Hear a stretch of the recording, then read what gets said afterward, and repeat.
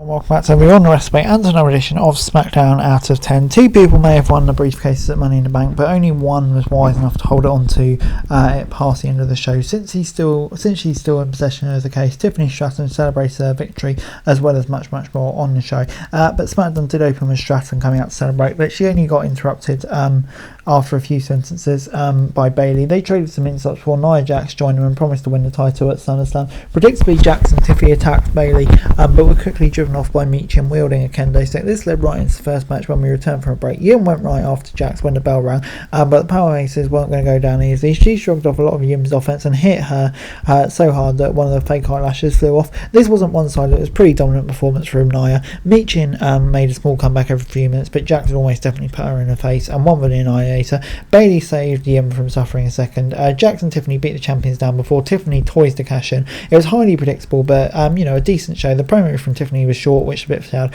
but I thought it all worked well, and that tease obviously tying in 6 out of 10. Before it's time for Corbin and Apollo Crews against Angel and Umberto. Corbin in the midst of his babyface run, so he's looking to make a positive first impression here, and they brawled for a second before the ref could call for the bell and start the match. Surprisingly, Corbin took out both men and big dive over the top rope as the show cut to a break. While the match was nothing to write home about, seeing Corbin adjust his style to being a babyface was interesting. He's a big athletic guy, so he's capable of more than he's been allowed to show for a long time. Pairing him with Crews was a good call because each pairing can be completely different, with the power game, etc, etc.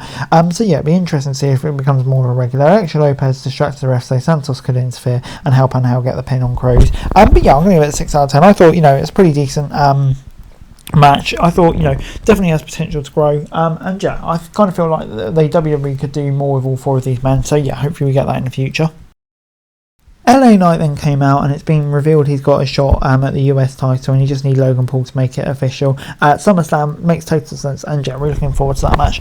Next up was a singles match between Naomi and Blair Davenport, preceded by a quick promo from Davenport. The Queen of Glow took control and hit a couple of big moves to get a 2 count. Once Davenport recovered, she hit an impressive double stomp from the top rope to take control. Naomi made a comeback and ended up getting the win, which was somewhat unexpected since Davenport was still trying to establish herself. There's a few good spots here, but you could also see a lack of chemistry in some places that kept it from being as good as it potentially could have been. But I'm still going to give it a 6 out of 10. I thought it was a decent match.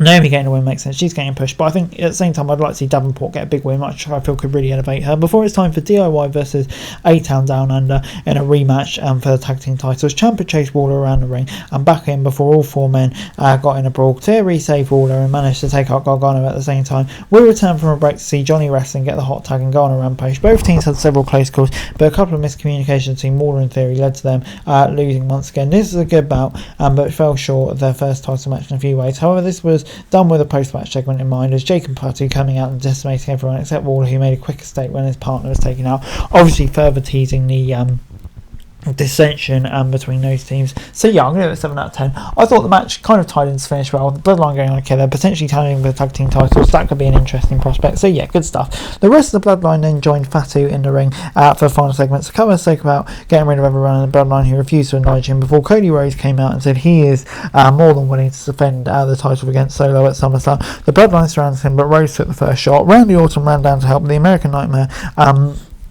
did a lot of damage before he was taken down to. The Bloodline spent several minutes destroying Rhodes and Orton. Solo forced Rhodes to watch the Viper take a triple powerbomb from the announce table as they posed to win the show. This was a great ending for SmackDown. Made the Bloodline look like absolute killers. Cody said, I think it's really getting heated up for SummerSlam. Can't wait for that match. Potentially the return of Roman too. Who knows? On the whole, I thought this was a really strong way to win the show. And overall, SmackDown this week gets a 6 out of 10 from me. SmackDown didn't feel much like a pay-per-view Fallout show. Everything as business as usual in many ways. Good and bad. On the plus side, WWE's hit the ground running for SummerSlam, which isn't far away, and we already know at least 4 of the matches that will take place. So building up to it early. I think that's what we want to see. Get a clear storyline in the cards. So good start. That's it for this video. Thanks very much for watching. Remember to like, share, subscribe, follow us on our socials. Link in the description below for daily wrestling news, meme, and content. Subscribe to our other channels on screen right now. That'd be greatly appreciated. Thanks very much for watching. Peace out.